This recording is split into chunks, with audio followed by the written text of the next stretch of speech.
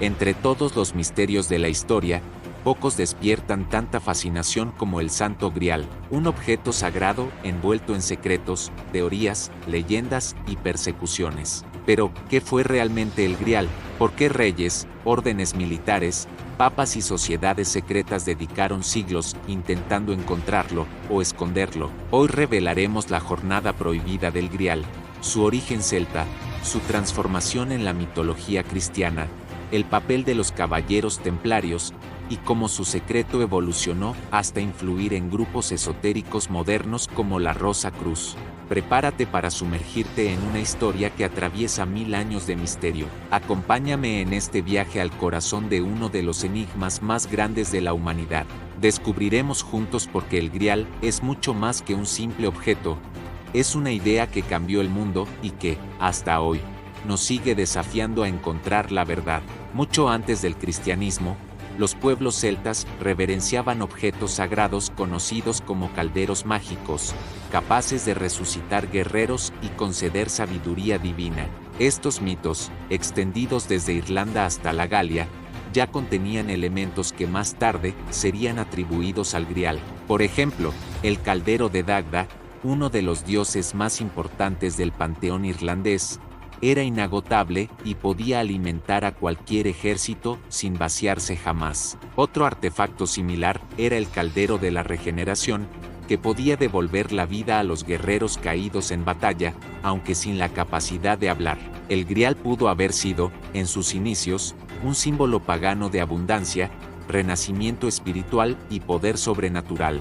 Nada de cáliz, nada de Cristo, solo un artefacto ligado al otro mundo celta, un plano espiritual coexistente con el nuestro. Cuando los monjes cristianos comenzaron a registrar estas tradiciones orales en la Edad Media, muchos de estos símbolos fueron reinterpretados e incorporados a la teología medieval, un proceso llamado sincretismo, donde las creencias antiguas se fusionan con las nuevas. El caldero mágico, símbolo de vida y poder, era el candidato perfecto para ser transformado.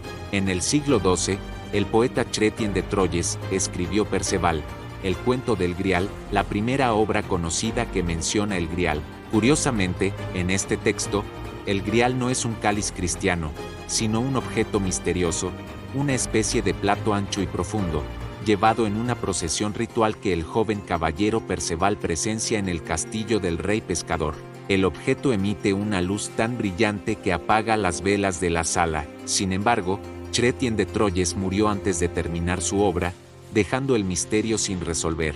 Fueron otros autores, como Robert de Boron, quienes conectaron el Grial con la tradición cristiana. En su obra José de Arimatea, el Grial se convierte definitivamente en el cáliz de la última cena y en el recipiente que recogió la sangre de Cristo en la crucifixión.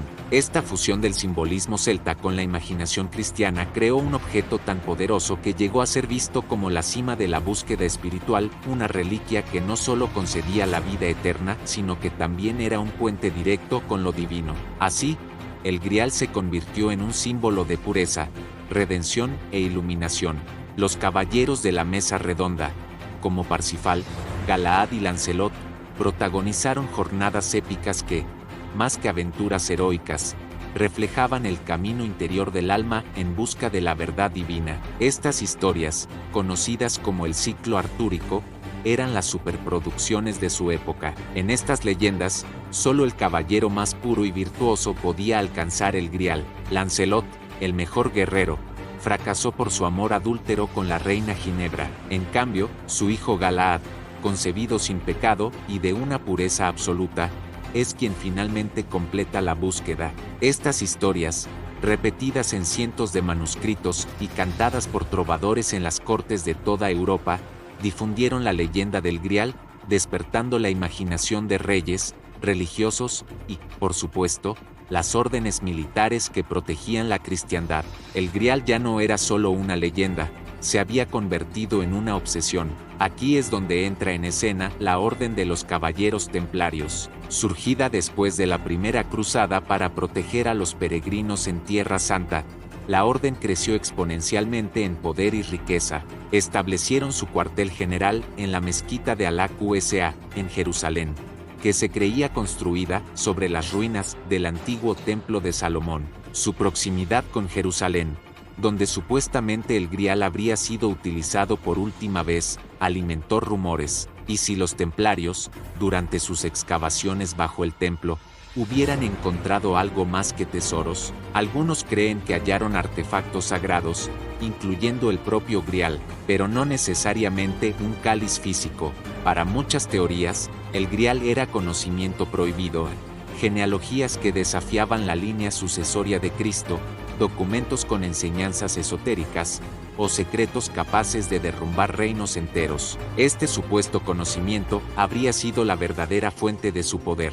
Su increíble ascenso, su sistema bancario internacional y su influencia política sin precedentes hicieron que muchos se preguntaran si tenían una ventaja secreta, pero este mismo poder se convirtió en su perdición. El rey Felipe IV de Francia, endeudado hasta el cuello con la orden y celoso de su autonomía, conspiró con el Papa Clemente V para destruirlos. El viernes 13 de octubre de 1307, miles de templarios fueron arrestados, acusados de herejía, idolatría y toda clase de crímenes. Sometidos a torturas brutales, muchos confesaron crímenes que nunca cometieron. La orden fue disuelta oficialmente en 1312, y su último gran maestre, Jacques de Molay, fue quemado en la hoguera. Sin embargo, la leyenda cuenta que no todos los templarios fueron capturados. Se dice que una flota templaria zarpó del puerto de La Rochelle la noche antes de los arrestos, llevándose consigo el tesoro, los archivos y, quizás, el Grial. Así nació el mito del tesoro perdido de los templarios, un misterio que perdura hasta hoy. Tras la caída de los templarios, surgieron múltiples leyendas sobre el destino del Grial. Manuscritos esotéricos medievales y tratados alquímicos afirmaban que el Grial no era un objeto material, sino un símbolo de la transformación interior, el recipiente del alma que se llena con la luz divina. La alquimia, por ejemplo, usaba el concepto del vaso hermético para describir el proceso de transmutación, una metáfora perfecta para la búsqueda del Grial. Mientras tanto, las leyendas sobre su ubicación física se multiplicaron. Algunos decían que los templarios fugitivos huyeron con el Grial hacia Escocia, donde ayudaron a Robert de Bruce en la batalla de Bannockburn y fundaron las bases de la masonería. Otros, que lo ocultaron en la península ibérica, en castillos remotos de Portugal o España, como el castillo de Montsegur, el último bastión de los cátaros, otra secta cristiana considerada herética y que también se asoció con el Grial, y otros más sostenían que el Grial era en realidad un conjunto de textos secretos, el Corpus Hermeticum o Evangelios gnósticos, preservados únicamente entre iniciados. En el siglo XVII, en plena efervescencia intelectual en Europa, surgió un nuevo y misterioso movimiento esotérico, la Rosacruz, a través de manifiestos anónimos como la Fama Fraternitatis y la Confessio Fraternitatis, anunciaron la existencia de una hermandad secreta fundada por un personaje legendario llamado Christian Rosenkreuz. Esta hermandad, decían, estaba dedicada a la sabiduría divina, la alquimia, la medicina y la reforma universal. La orden retomó temas propios de la búsqueda del Grial: purificación, iluminación, disciplina interior, y la búsqueda de una verdad espiritual oculta. Aunque no afirmaban poseer el Grial físico, muchos estudiosos notan que sus símbolos, como la rosa y la cruz, y sus principios filosóficos, resuenan profundamente con la tradición graálica. La rosa, que florece en el centro de la cruz, simboliza el alma que alcanza la iluminación a través del sacrificio y la disciplina. Para los rosacruces, el Grial no es algo que se encuentra, sino algo que se construye dentro de uno mismo. A lo largo de los siglos XIX y XX, el Grial se transformó en un ícono de la cultura moderna. El compositor Richard Wagner, con su monumental ópera Parsifal, devolvió el mito al centro del debate espiritual europeo, presentándolo como un drama de redención y compasión. Pintores románticos y simbolistas lo plasmaron en lienzos llenos de misticismo. Movimientos esotéricos modernos, como la teosofía o las órdenes herederas de la Golden Dawn, reinterpretaron el Grial como un símbolo de ascenso espiritual, de conexión con lo divino y con una sabiduría ancestral.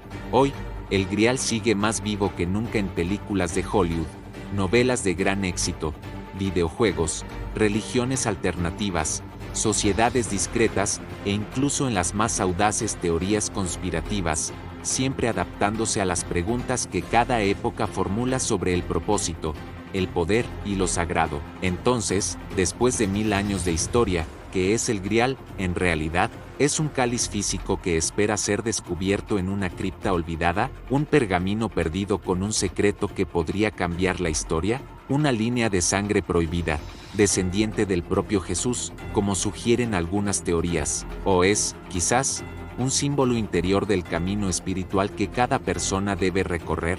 Tal vez el Grial no es una respuesta, sino una pregunta sobre nuestra propia búsqueda de sentido. El Grial sigue siendo poderoso porque nunca ha respondido todas las preguntas, y quizás ese, y no otro, sea su verdadero propósito y su secreto mejor guardado. Gracias por acompañarme en este viaje al corazón del misterio. Si esta inmersión en la leyenda del Santo Grial te ha fascinado, no olvides dar like, compartir este video y suscribirte al canal para no perderte nuestras próximas investigaciones. La jornada del conocimiento nunca termina, y nuevos secretos nos esperan. Hasta la próxima.